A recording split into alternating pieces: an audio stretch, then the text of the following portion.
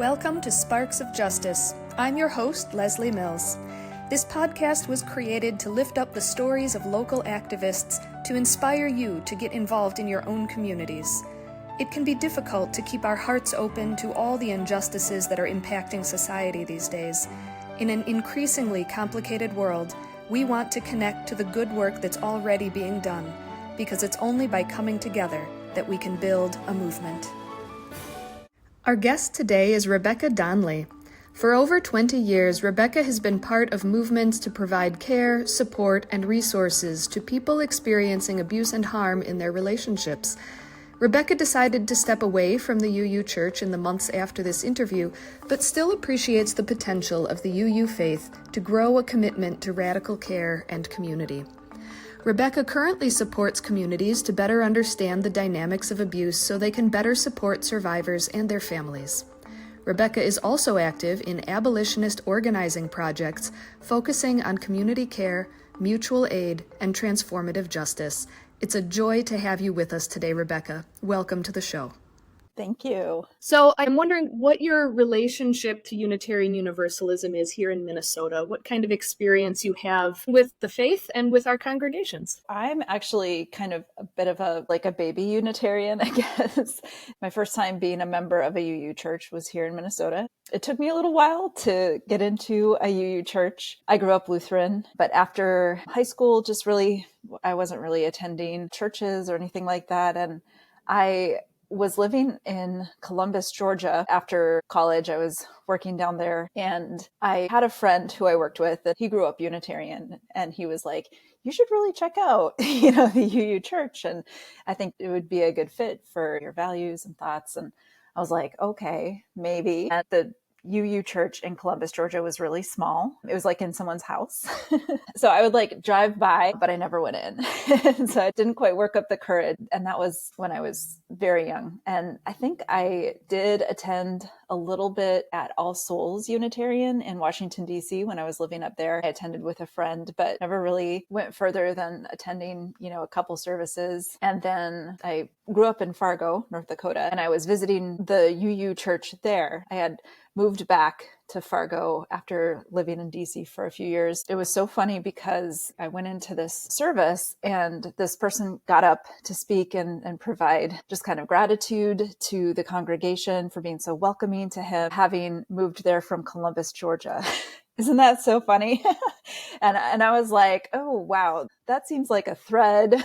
And so I was like, I think this is a sign. And I attended a couple times services at the UU church in Fargo, but didn't become a member. And then finally, when I got here to Minnesota, after some time in Austin, Texas, I was like, I think I'm ready. Well, I'm glad that you found your way to a Unitarian Universalist congregation sooner or later. So, of course, our podcast is about being an activist, about engaging in social justice issues around the state of Minnesota. But I'm really curious if there was ever a time where you weren't engaged in social justice and what that might have been like, and the story of how you came to be involved in issues that are larger than yourself. Thinking about this, I think one of the biggest regrets that I have from my college experience is just that I never really did engage in social justice work while I was on campus, which is, I know for a lot of folks, that's when things start to click for them. And that's not where it happened for me. I ran cross country and I did improv and I did a lot of stuff, but the people that I was spending time with, they weren't folks that were involved in a lot of social justice work. And so I think I just didn't find a place to fit in, but I feel like I'm still always growing and learning as I'm, doing the social justice work, because while I say that, like I wasn't involved in movement work, what I was doing was holding space for friends who were experiencing harmful relationships. Something that I talk about in my work around advocacy was the realization that I didn't become an advocate when I went through a 40-hour training at the National Domestic Violence Hotline. I became an advocate when I was in a hotel room with 3 other friends in high school on speech and debate. And we were staying up late and doing the kind of things that you do when you're off school and doing a field trip where we were just like, let's talk about our lives. And we were talking about our experiences. And in that discussion, it came out that 3 out of the 5 of us that were staying in this hotel room had experienced some type of abuse. So those conversations were already starting.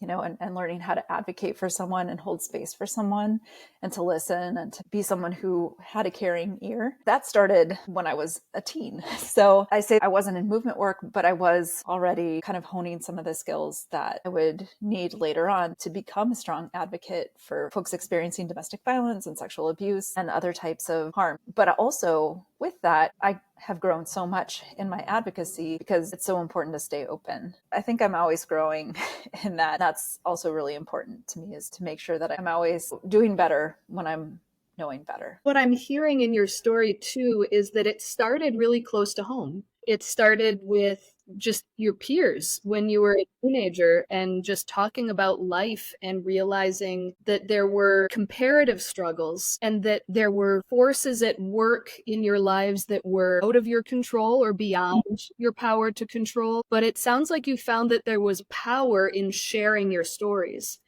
and realizing your common ground and realizing that something needed to be done. Mm-hmm.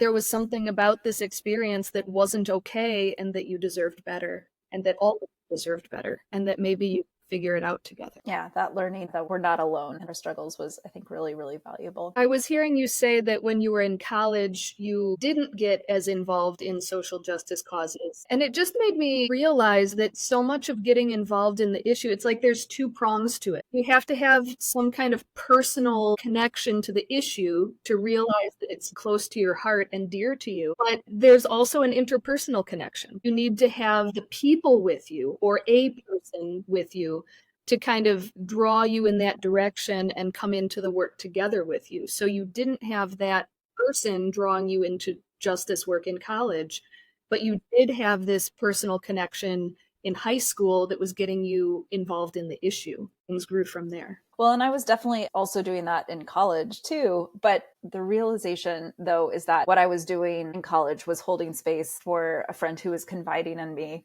something that had happened when she was in high school with a high school boyfriend. So I think that a really important lesson that I don't think really clicked for me until years later was that when somebody is experiencing harm in a relationship or in another circumstance at work or something like that, the person they're going to go to isn't necessarily going to be somebody at the women's center, on campus. It's going to be someone who's close to them, who they have a relationship with, and they know it's somebody that's not going to create a situation where it's like something that they can't take back, kind of thing. Maybe sometimes that could happen. Like maybe the friend or family member might be like, oh, we're going to go do this thing. But in those situations, I think that reality is so important to remember that for a lot of folks dealing with abuse in their relationships, their first reach out usually isn't going to be to that hotline or that program or that movement.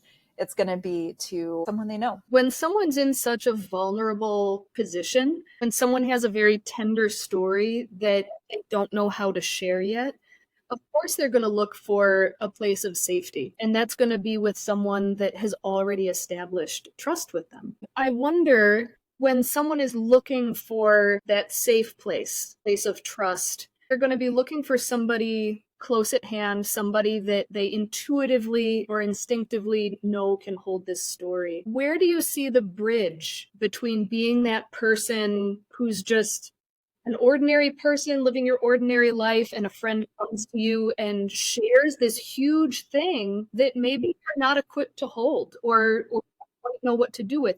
You care, you absolutely care about this person and you want to help them, but there can be such like vicarious trauma, right? Mm-hmm. Hearing a big story like this. What would you advise somebody else who might be the person receiving this story and how to actually help this person that they care about? Yeah. Well, that's something that I answer that question a lot. So I spent about 5 years as an advocate on the National Domestic Violence Hotline. So I was taking calls. I was also a manager there and a member of the training team. And I also did some nationwide trainings in that role as well. But on the lines, we would get calls not only from people who were directly, experiencing something, but family members and friends or coworkers. I remember one time even getting a call from somebody who was a stylist and, they had some concerns about a client. So yeah, like you never know who could be impacted, or could be somebody who's holding that kind of story. And something that I would really kind of share with them is that, first of all, like, thank you for, being a safe person, somebody that could hold that. But also like really validating, it's really hard to hold this information and not know what to do with it, or not feel like it's your role to change the situation. And I think just recognizing that, I think holding those stories is something that's a really valuable thing. And also sometimes too, like, while we might experience some of that vicarious trauma or secondary trauma, as some folks call it, we also are in a place where, if we wanted to do some reach out locally to programs or services and find out, what's available. Sometimes we have more space emotionally to do that than somebody who's being directly impacted. Also, even from a safety point, if there's someone in their home who is harming them or making it unsafe for them to, reach out to some of those types of places, we can do the research, we can compile resources together, and then kind of like talk through potential safety plans with that person. So helping folks to understand what is the role of a concerned friend or family member, what does that look like? And also letting them know that it's also okay if they are in a place where they're like, actually, I don't think I can hold this. And then how to check in with the person, let them know that you care about them, but also offer some suggestions for some place where they could go that has a better capacity to hold that. Some work that I've been doing lately is around pod mapping. This is a framework that I learned about from REP, which is a local program here in the Twin Cities. It stands for Relationships Evolving Possibilities. And one of the sides of the REP project is all about radical ecosystem pods. And so they are working to help folks create a network of people in their lives who they can reach out to when they experience crisis, when they maybe need some extra care or extra support. So they don't have to reach out to an institution or a system that may or may not be able to hold space for them. So pod mapping is the process of drawing out what is my network of care and identifying like who are 3 or 4 people who I can reach out and know that they kind of have an idea of what my situation is. So that rather than it being like, I'm going to expect this one person to hold all this tough stuff that I'm going through, rather I have a network of people and they can work together. They can help each other out and support each other, support me. Or it's just like, oh, maybe this person isn't available right now. Well, then I'll check in with person B, C, or D, It's kind of like sharing the load of this experience so that it's not resting just on the person having the experience, but it's also not all landing on one friend. And there becomes a community of relationship, really. Absolutely. That can help this person reestablish trust in relationship as well. Because I know that's part of what gets damaged when you're living through a lot of abuse. It becomes hard to know what safety feels like and what trust feels like, and to believe that relationships won't hurt you. Yeah. Right? And so it seems like part of this pod mapping exercise could be really making somebody articulate to themselves who the trustworthy people are. Absolutely. Creating a mindful goal of being able to like reach out and rely on those people together, and maybe even get those people talking to each other to come up with a plan and, put all of your minds and hearts together to figure out a healthy way forward that will help you get out of this situation that's hurting you. Absolutely. And that pod map might have your faith community as a part of it. It could have maybe your kid's school is another resource that's been a place where you have a strong connection. Maybe it's even the library, like the local library, like who knows what that could be. Or, in the case of the person that I mentioned earlier, it's their hairstylist. It's the salon that they go to is a safe place. I think that it also really helps us to shift from this idea of like individualized care to community care. This is a network. And a lot of times those pod maps are reciprocal too. It's a way to build out just how we are together in a larger communities. Right. Because relationship isn't just one way. Right. Exactly. So if I know that there's a person that I can trust with my problems, I know that once I'm in a more balanced and healthier and secure place, I, of course, want to be the person helping them with their problems too. Yeah, That's how we lift each other up, right? absolutely. Yeah. So it sounds like you're already leaning into this next question a little bit with the work that you've been doing and all of this. But how do you personally show up for social justice work, like in a concrete way? Like what form does it take when you're showing up for justice work? And how do you lean into that? How does it look in your life? Something that's had a really big impact on me in the last few years is the work of Adrienne Marie Brown, Emergent Strategy kind of work, and thinking about how, again, like it's kind of like fractals, right? And I can explain the fractal idea is that, in nature, we see that there are patterns that play out that, the larger, like a snowflake kind of thing, like a snowflake is one large thing. But then as you look with a microscope at that snowflake, you see the tiny little pieces of ice that form that snowflake are then like copies of that beautiful snowflake. Kind of like when you zoom out, you see a pattern, but the closer you zoom in, it's the same pattern. And no matter how far you zoom in, it's the same pattern emerging at every level. Absolutely. Yeah. And what I really love about Adrienne Marie Brown's work is like it's helped me to see the patterns that I was seeing in harmful relationships, these relationships being about power and control, and then seeing how that plays out on a much larger scale, when it comes to like international politics or nationwide politics or school board politics, just the way that we see that play out, how it plays out in our families, and then even how it plays out internally in ourselves.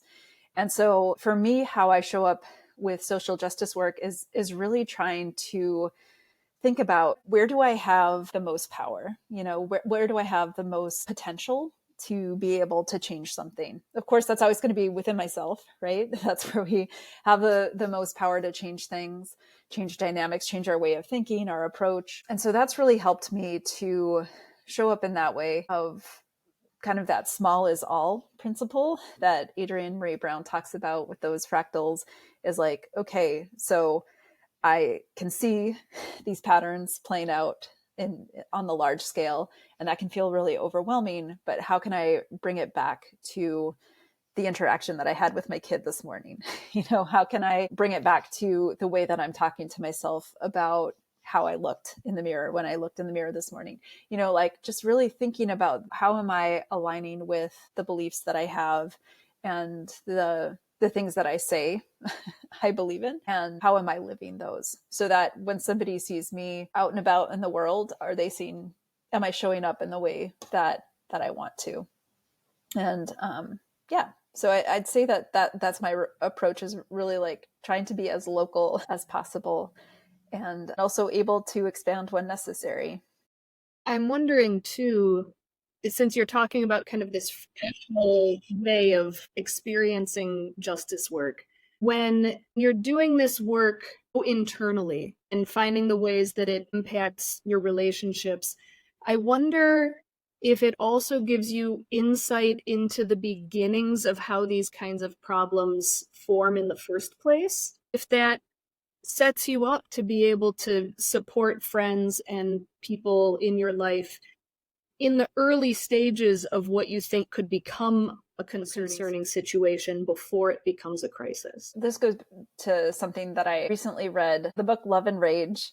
He was talking about being around people who have a really strong love for themselves, and how being in the presence of someone like that, you feel welcomed. You feel welcomed in their presence, that you feel seen and heard and just kind of like held, even if they don't have a whole lot of time to spend with you, but you just, you can feel that. And so I think about that, and I think about, again, just like, how do I make sure that I have the presence necessary to be able to hold that space for somebody who might be sharing something, but then also how am I able to have that presence to be able to hold, like you said, that concern of somebody who may have someone in their life that they're just terrified for. And they are maybe getting to a point where they're like, I think I'm going to do some tough love or, do something that might put that relationship potentially at risk. And so how can I show up and hold that and not be like, oh, don't do that. You're going to, like kind of do the same thing that they're thinking about doing in their relationship, but really trying to hold, I can hear your care. I can feel your concern. I wonder what impact could that potentially have? Like, let's play this out a little bit and just kind of bring that energy down. I'm no longer doing advocacy work through an agency or an organization. I'm volunteering with REP, with the other side of their project, which is the Revolutionary Emergency Partners Project, which is operating a hotline on Friday nights and Saturday nights from 7 p.m. to 12 a.m. in St. Paul and Minneapolis, where folks can call in if they're experiencing a crisis, if they're having some issues with a neighbor, if they're worried about somebody, if they maybe walked by somebody on the sidewalk and they didn't seem to be aware of what was going on around them. We have a team of folks that can show up and provide support. So I think that too, again, just finding that presence where I can be somebody who either is the dispatch person that night and takes that call and holds that space with that person, maybe helps get the responders out to that place and just help to keep that situation de-escalated in a place of openness and possibility, and really just trying to find a way to keep that warmth and show that care and concern that we have. It sounds like the way that you've engaged this issue has really evolved over time, sometimes being with formal organizations that deal with this kind of stuff, and sometimes volunteering or finding more of an entrepreneurial way to be of support in the community. So do you want to talk about that evolution a little bit and maybe where you see it evolving in the future? So I came into this work in a really weird way. I was a double major in anthropology and classics in college. So as I mentioned, I had moved to Washington, D.C., and I moved in with a friend from high school. And I was planning to go to graduate school for museum studies. And while I was there in DC, I started temping just as a way to have some ways to pay rent. And a temp job that ended up coming my way was working at the Pennsylvania Coalition Against Domestic Violence as project assistant. And that position taught me a lot about policy and the work of supporting survivors. I had some really great folks who took me under their wing and brought me into the field. I remember reading Why Does He Do That by Lindy Bancroft was a early book that they shared with me to just help me understand the intricacies of what is abuse about. It's about power and control. But also at the same time, this was the early 2000s. And there was a push to do a lot more criminalization of folks that were committing abuse, but then also criminalization of folks that were experiencing it, but not responding the way that law enforcement or prosecutors would have wanted them to.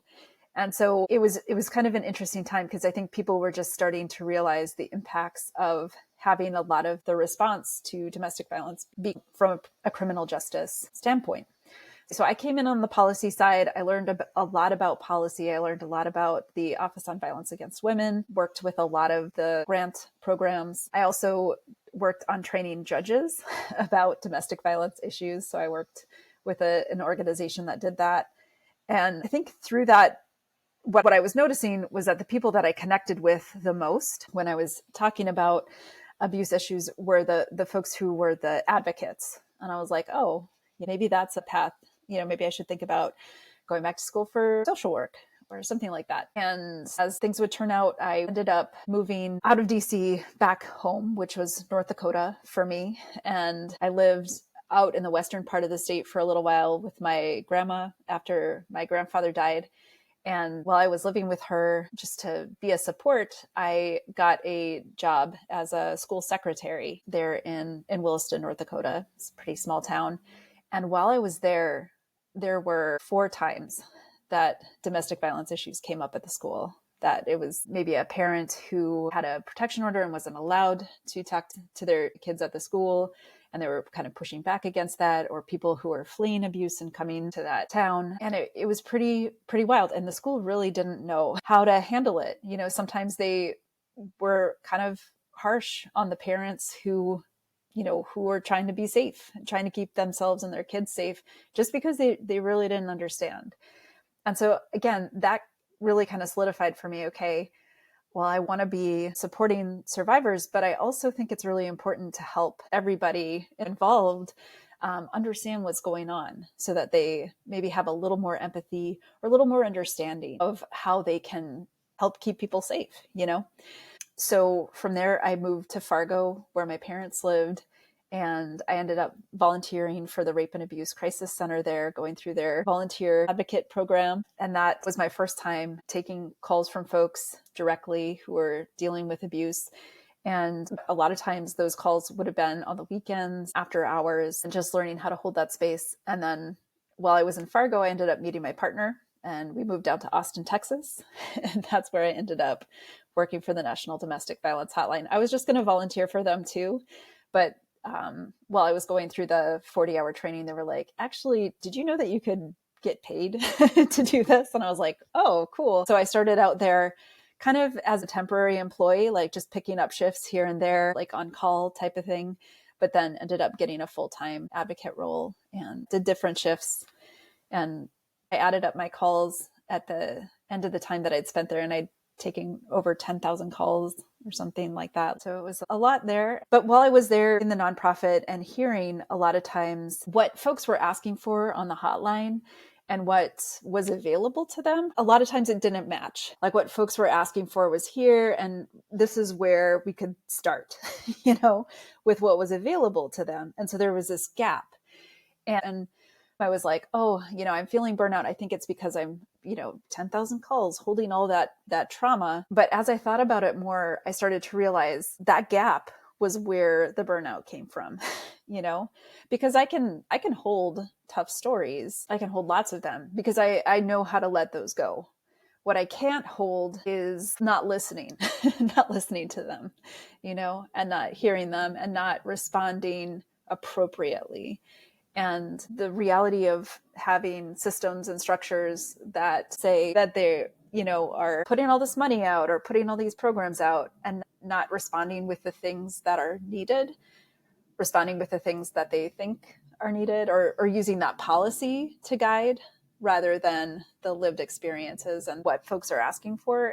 That's where the burnout was for me. And that's where that disconnect started happening. So I left the field about 5 years after joining the hotline, and I did some different work in Austin. And then when we moved up here to the Twin Cities, I was like, I'll apply for training jobs. Like, I like that. That's fulfilling. And I was like, I really don't want to apply for advocacy roles or management roles or any of that. Like, I know how I was feeling, and nobody called me.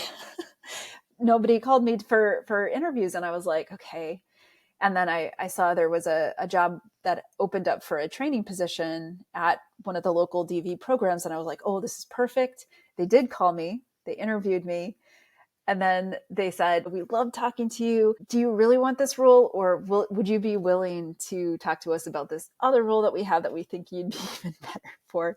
And it was the manager of their hotline. And so I was like, okay, we'll try that. And I did. I tried it again. And I was like, this is another org. Like, it could be different. And I think that was a really big learning thing for me too, because I kind of overruled what my body was telling me. And it was like, yeah, it's a different shape. It's in a different container. But that really big challenge, that's going to show up no matter where it is, because it's across the board. That's how we are systemically right now when it comes to survivors. And I hope things are shifting. But for me at that time, I didn't last very long because I was still feeling that burnout from the prior experience. Could you ever see yourself significantly changing the way you approach your advocacy work and your social justice work? So it would have been 2020. We were all dealing with so much with the pandemic and with the uprising. And a good friend of mine who's a writer had asked me to write content. So I was writing content for different blogs in the Austin area, which was kind of nice and light, until it got to the point where like I could smell the smoke from downtown.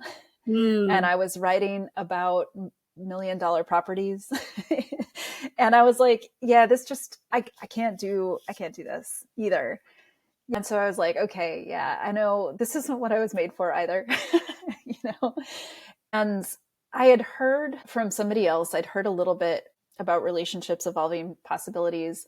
And so this would have not been till 2021, but I attended just like a group conversation of folks that were trying to do pod work in their neighborhoods. I really wasn't that aware of what that would look like, but a lot of the folks that were there, they were kind of in a similar space that I was. You know, maybe they were working in social justice orgs, or they were doing social work, or some of them were actually DV advocates as well. And the way that they were talking about holding it a different way tweaked something for me that I was like, wait a second, maybe I didn't have to totally give up that work. And maybe I can heal the burnout stuff and find a different way forward. And so I think my interactions with REP have really helped. Also, learning about abolition has helped a lot for me as well. One of the biggest names in abolition is Mariame Kaba. And Mariame Kaba also was a sexual abuse advocate. Shira Hassan is another name in transformative justice and abolition work, who's also, you know, somebody who worked a lot with survivors. And so I was like, oh, okay, there's a thread here. And there's also like a really beautiful linkage to see where we can go with this and also go beyond it. So I felt like I found the thread again and have been able to hold the work in a very different way. It sounds like there's a connection too in this pod mapping between a survivor needing to have this pod map to support them so that their needs aren't all falling on one friend. But it sounds like maybe some of that was helpful for you in addressing your burnout too, is realizing that recovery from the burnout was possible as you were able to like lean on a larger network to be addressing some of these gaps and issues that were causing your burnout in the first place. Yeah. Yeah. I also heard a podcast from Jonathan Van Ness, you know, from the Queer Eye show. And Jonathan was interviewing Sonia Passi, who is the director of a program called Free From, which works with survivors. It's survivor-led work. It's very much like recognizing the economic toll that abuse takes on folks and addressing that and finding ways to, again, really listen, like actually listen to survivors. So hearing about that program also, I think, just inspired me to keep going. And like you said, find who are my people here on the ground that I know also will understand this when I talk about my burnout and experiences with that. So at this point in your journey, what is it that lights you up about continuing this work? So the spark for me is, I think of this poster. It's a print that was created by Ricardo Levins Morales, who's a artist and organizer here in Minneapolis.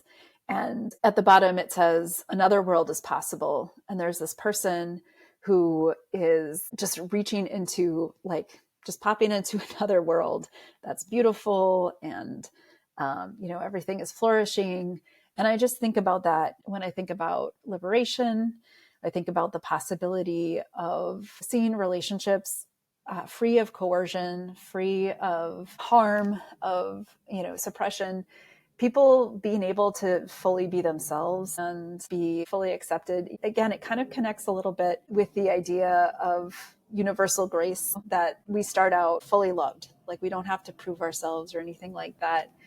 And so I think that for me helps me to ground. And I just think, like, I know that that's possible. That's something, again, that I can start with myself. Sonia Renee Taylor is someone whose writing has had a big impact on me. The Body is Not an Apology. That work has been so powerful for that radical self-love and finding ways to instill that, not just in myself, but then also in my 10-year-old and to my partner and other relationships. It's going beyond radical self-love to just radical love, you know, and appreciation and care, and just that desire for everyone to have access to that.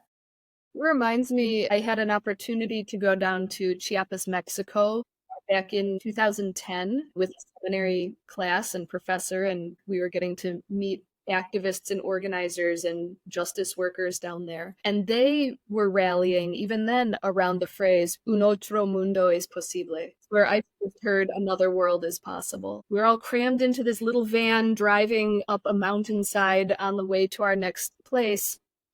And our bus driver, he didn't speak English, so our guide was kind of translating for us.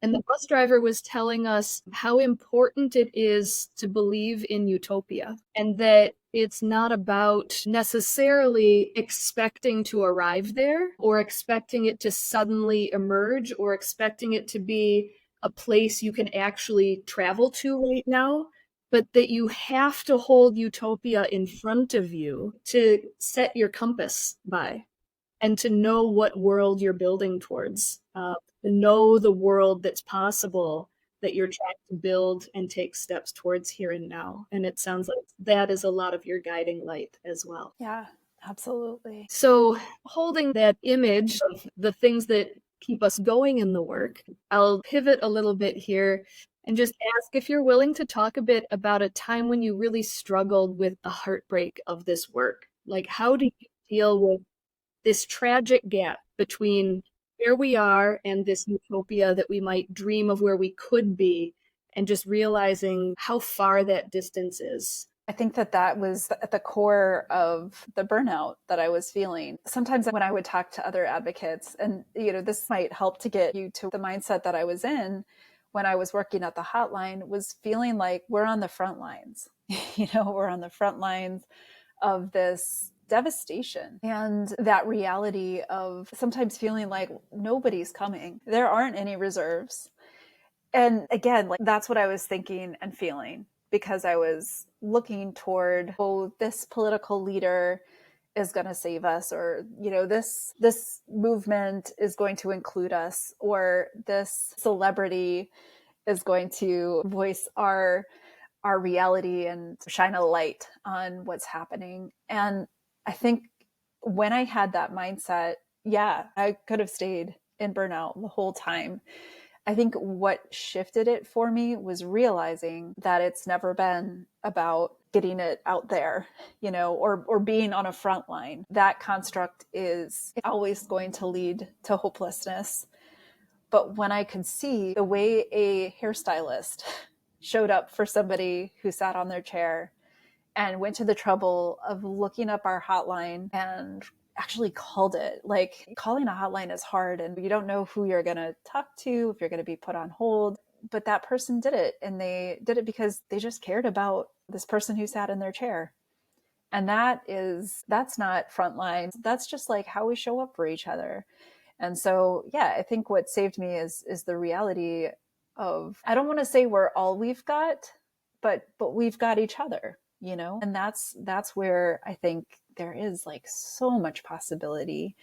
And shifting that model of domestic violence as being a personal issue that's behind closed doors to being like, no, it's actually something that is a part of people who are in community. And I think there's more possibilities to hold not just the person who's experiencing the harm, but also hold the person who's doing the harm accountable. There are some amazing ways that congregations could help with that work, that individuals can help with that work. We can have conversations, and we can hold space for people that are showing up in harmful ways in their families' lives as well, and help make that shift too. So I think it is possible. I think it was a mindset shift that helped me. But I think once I saw it that way, the despair started to heal. It seems like there's also a necessary shift from thinking that when something happens, we need to call the authorities or we send the person to some organization that's designated to help them. And that really just seems like a way of outsourcing accountability and compassion, instead of realizing that these are situations that are happening in the lives of our neighbors, friends, our fellow congregants, or people in the community, and that all of us are equipped to care about each other. All of us have the capacity for our hearts to be broken open a little bit and hold things a little wider to let more people in, so that we can actually develop this network of mutual support rather than kind of siloing ourselves in our own little homes or our own little circles and thinking that it's someone else's responsibility to care for these people. Yeah, absolutely. That shift is a big one. One of the things that I started was just a kind of a project called Community Advocates Creating Healing Everywhere, which is just that idea of I have this experience of doing trainings for advocates. I've trained so many advocates in different places, in different ways. And so I thought, well, that didn't go away when I stopped getting paid. And so something that I've been doing is offering to share that training around how do we understand what might be going on with someone who's dealing with abuse? What are some of the systemic issues that could be making that situation even harder? And then also, what are the resources? What are the options? How do we safety plan? All of those pieces and kind of getting that conversation started. I connected with Reverend Karen Hutt, who's at First Universalist. Karen was running the care team at First Universalist. And I had just kind of gotten involved with the care team. And I was like, hey, just so you know, I have this skill set. And Karen said, oh, I want to talk to you about that. And so Karen had put together an opportunity for me to train some folks that were in a chaplaincy program about how to hold space for survivors. And I've offered that a couple times with Reverend Karen. And I've offered it through Moose Jaw. I offered it one time a couple months ago and then another session in the evening. And maybe down the line, I'll make a zine or something like that. But it's just realizing that healing can be everywhere, and it really is about community. Well, and you've found so many different ways over the years to train people in this work and to draw people into the issue itself as a justice issue and, as a way for them to personally learn and grow and give back. So why do you think it's important for people to get involved? Because you've spent so much of your life helping people learn and engage. So what difference will it make to them as an individual? Yeah. Well, I think it's a lot of times we think about the thing that can be tough about it. We're taught that these conversations are uncomfortable or people are going to feel awkward or whatever. And I think the reality is that a lot of times it's like the biggest relief for someone to find out that they can share something or that somebody will understand it. And that creates this opportunity to deepen relationship and have relationships that, for a lot of us, we maybe didn't realize were possible, that healthy relationships are amazing and liberatory and freeing. And I want everybody to have access to that. And I think it's almost like, when we talk about, some of the ways that harm can show up in a relationship, then a lot of times we start thinking about, well, what are relationships and what do I need in a relationship? And, oh, wow, maybe I was showing up in some ways that I didn't realize and I can shift that, So I think it creates this opportunity for all of us to show up in new ways and again, do maybe some of the way that we talk to ourselves and realize oh, hey, when I judged myself for that, or when I, made that disparaging joke to my friend at my own expense, oh, what was I saying? And oh, I can shift that, and yeah. So I think there's a lot of possibility there. So it's like when we show up with the intent of helping other people heal, it's like we almost accidentally get the gift of also healing ourselves in the process, kind of in that fractal way you were talking about before. As we heal ourselves, that also heals our relationships and kind of ripples out into the community as well. The gift that keeps on giving. I felt so grateful for Resma Menachem and My Grandmother's Hands and the somatic healing practices in that book that have been really powerful for me as well to bring into how I do my reps, as Resma calls them.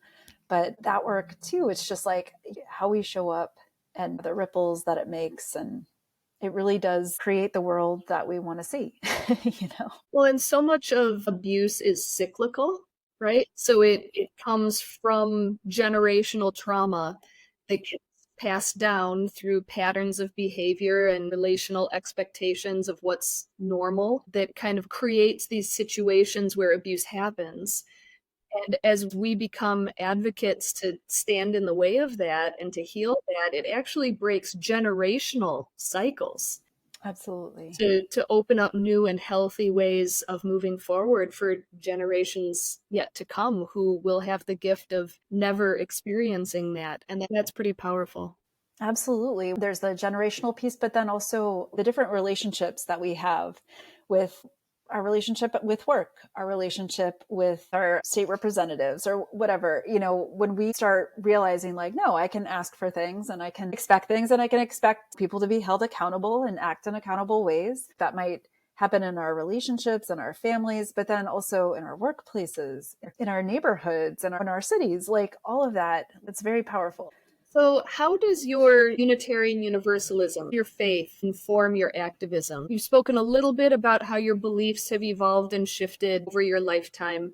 So, Mhm. how do your current beliefs and values drive this passion for justice work? I see them as very linked. I think that's saying something, that one of the first places that I thought of, like, oh, who can I, share this possible training with, was our faith community. And so I think it informs it a lot. And also just being in a community that is one of folks that are curious. I see an ecosystem of justice and care within our church, and then see how we can create that and expand on it to other congregations as well, how our congregations interact with each other in the metro area or within the state. I think a lot of the ideas that I've learned about abolition started when I participated in an abolition circle at First Universalist. The abolition circles that were created by Denise Conan and Bianca Zick. That was really cool to have that opportunity to learn with folks who are in my faith community about this other way of seeing things. That was really powerful for me, and the burnout I was feeling and being able to heal that. But then also seeing larger than our congregation, connecting with Side with Love, the work that they're doing, connecting with Moose Jaw, and the work that y'all are doing has been wonderful. And also one of the things that I've been doing at First Universalist is holding space as a care companion. But I also have been answering the pastoral care line just as a, as a congregant. But I have this background of holding space for folks that are dealing with tough things and being able to help get them connected to the people and resources they need. So yeah, I think it informs it quite a bit. Does it go the other way? As you've been doing this activism work, helping advocates and survivors, has that informed your understanding of your own faith? And how is that evolved? Absolutely. I think that I wouldn't be able to separate one from the other, because I think so much of the learning has to come in community. And so when we are connecting over an action that we're doing, or maybe doing a project together with community, that can help me to feel more held and more safe to see what could be possible for this world, but also beyond. I think it's a very expansive practice. We had this thing at First Universalist recently where folks were sharing their spiritual practices. And I started to really think like, oh, well, I think my spiritual practice is organizing. It really is. I don't know if organizing is the right word of it, but creating those networks and those connections, that's where I really start to feel something bigger than myself, just plugged into movement or an action, or it's just knowing that we're held in some kind of community. So the vision of the future, the utopia, the other world that's possible that you're encouraging all of us to help work towards, what do you see that being? If we were in that world right now, what would it look like? I think it's relationships based on care and trust and grace that are nurturing and there to help us be the person that is our most core self. That's what I see. I was listening to Guante's TED Talk on 5 ways that art inspired his activism. And he talked a little bit about language and how certain words can be really hard to evoke what that would feel like and what that would be. And I'm just trying to think of what would a safe, healthy, comforting relationship look like being able to walk next door, talk to your neighbors, and know that they're going to be there for you and watch out for you, and that it's safe to do so, or to have your household be one that's peaceful and calm, except for when you're having a dance party, It sounds like it's a vision of communities that have organized around each other to establish connections not just within households, but among neighborhoods and larger communities in this ever-expanding network of care, where people know what healthy relationship is. Therefore, they recognize what unhealthy relationship is, so that through this community support, everybody can be lifted up and guided towards health and safety and thriving without bad things happening in secret and in hidden places where they can't be addressed. I've been reading a lot about disability justice and the kind of community that is involved around disability justice, and the ways that folks who are disabled show up for each other and support one another, and the kind of community that's possible through that. And that really inspires me. Mia Mingus is one whose work actually is part of what pod work is based on. A lot of the conversations about pod work at REP started from the Bay Area Transformative Justice Project, which is a lot of Mia Mingus's work and other folks that wanted to find ways to connect together to prevent situations of child abuse. So lots of powerful work all linked together.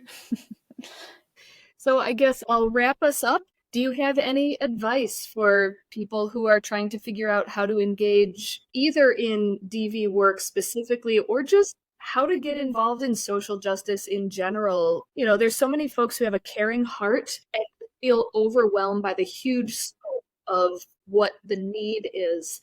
I think one of the things that was really inspiring to me was learning about Deepa Iyer's work. Deepa Iyer works with the Building Movement Project and created this really beautiful map called the Social Change Ecosystem. And it's kind of a framework tool, but it has all these different roles that people play in social justice movements.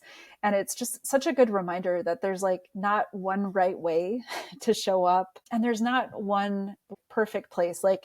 Yes, I keep coming back to supporting survivors of abuse, but I also know that there are so many intersections in that, because it looks this way in relationships, in intimate partner relationships or households.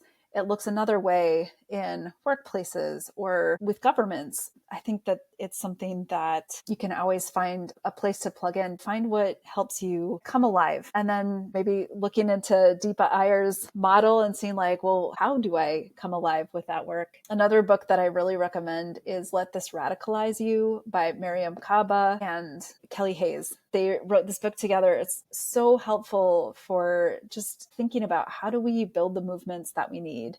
And just very hopeful that we can get there, that we have each other. So the journey of a lifetime starts with a single step. Absolutely. That mentality, just yes.